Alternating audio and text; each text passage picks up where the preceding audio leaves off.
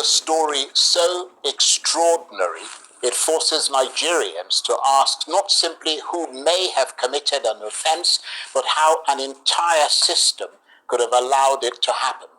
This week, the presidency found itself responding to allegations surrounding what it says was a fictitious government body known as the Presidential Foreign Intervention Promotion Council. Presidential spokesman Bayo Onanuga says the office was fake, that the individual at the center of the matter, Adeniyi Adeyemi, has been arrested, and that criminal proceedings are now before the courts. But the legal proceedings do not extinguish the broader public interest questions. In fact, they make those questions even more urgent, because if the official position is that this organization did not legally exist, then Nigerians are entitled to ask, how was it able to function for so long within the machinery of government? How could an entity now described as fictitious operate from the Federal Secretariat? How was it able to communicate with public institutions? How did it acquire the appearance of official recognition? And perhaps most remarkably, how did provisions associated with it find their way into the federal appropriations process? Those questions do not presume guilt against anyone. They are questions about systems, not merely individuals. They also raise difficult issues for multiple institutions. If public funds were appropriated in relation to an office whose legal status is now disputed, what does that say about budget scrutiny? What does it say about administrative oversight? What safeguards failed, and where should responsibility ultimately lie? Well, beyond the criminal prosecution itself, there are now growing calls from some quarters for wider administrative inquiries into how such events could occur and whether existing oversight mechanisms inside government remain fit for purpose. President Tinubu has repeatedly pledged to confront corruption and strengthen institutions. Many Nigerians will now judge that commitment not by speeches, but by whether this controversy is investigated thoroughly, transparently, and wherever the evidence leads. Because in a democracy, accountability does not begin when a conviction is secured. Accountability begins the moment legitimate questions are asked, and the government is willing to answer them.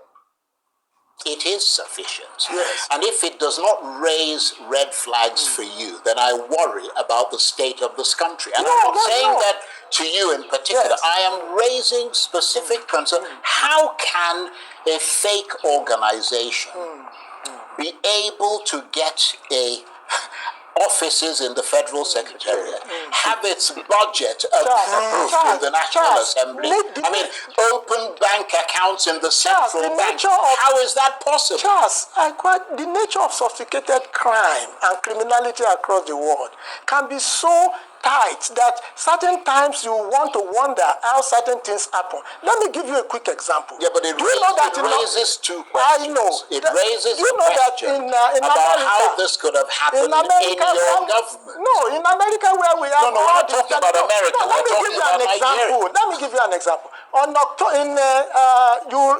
us were live when the incident of 9/11 happened. The 9/11, why don't you say, why did this happen in America? No, let me tell you. Those are two totally different things. No, you see. Look, I'm afraid I can't, this is preposterous. You don't really have a response. A nation does not stumble because it lacks intelligent people. It stumbles when those entrusted to watch the gate begin sleeping with their eyes open.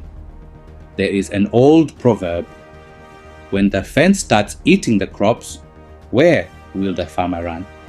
That question has echoed through generations because every society depends on institutions that are meant to protect, not perplex. Leadership is not about occupying an office. It is about carrying responsibility. A title may command respect, but integrity earns it. Someone once said, "Power does not change character. it reveals it. Another wisely observed, trust is built in drops but lost in buckets. When mistakes become habits and controversies become headlines, people begin to wonder whether the alarm clock has stopped working. It's almost amusing until you remember that the joke is being paid for with taxpayers' money. Imagine hiring a security guard who asks the thief for directions.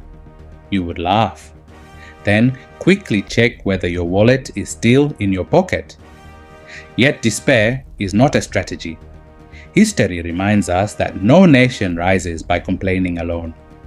It rises when honest citizens refuse to surrender their values, demand accountability with wisdom, and keep hope alive even when disappointment is loud. The light of truth may flicker, but it does not surrender to darkness. Every generation is given a choice: to normalize failure or to insist on excellence.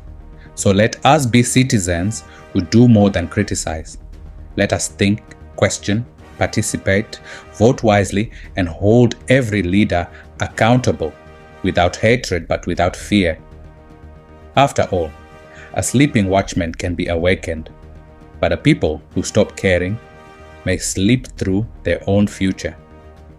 Now, here's a question worth smiling about.